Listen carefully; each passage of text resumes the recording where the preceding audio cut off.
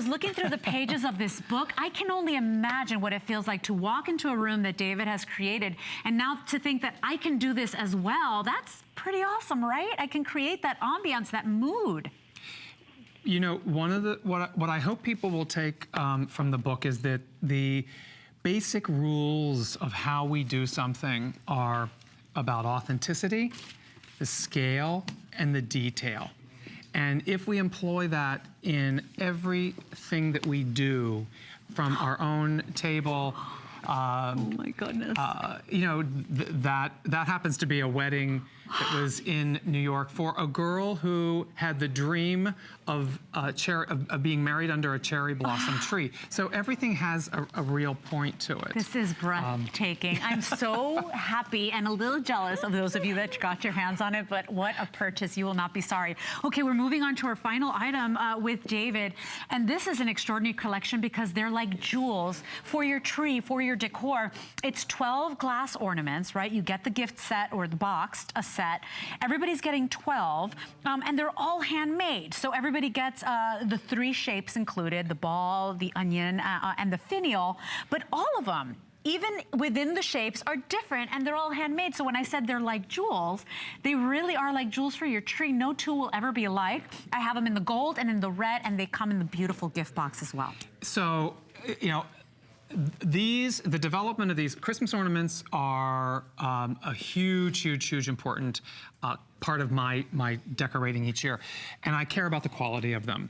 I spent many years in a place, visiting a place, my most favorite place in the world, which is what these are inspired from, which is Venice and Venetian glass. So much of our items, by the way, have been inspired by the Venetian glass.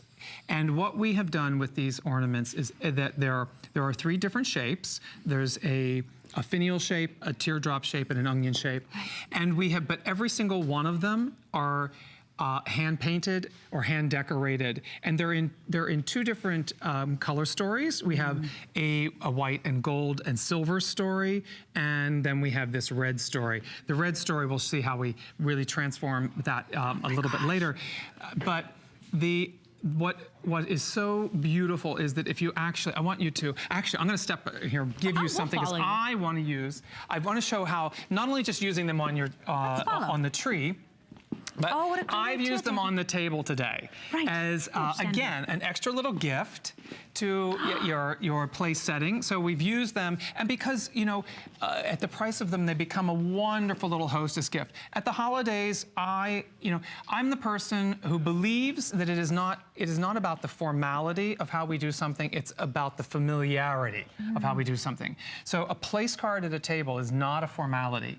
It's familiarity, because I want you to know that I've thought about you and the person you're sitting next to, and I want you to know that I've cared where you are. And so, you know, anything over 2 couples for me is a place card that's important. And so I've created a little place card. Idea, I want you to pick up your place card because another good friend of mine is Darcy Miller, who has her own book out, a beautiful book out called Sell About Everything Today. And one of the things she did in her tips, you know, the only bad ideas for me are the ones I didn't think of.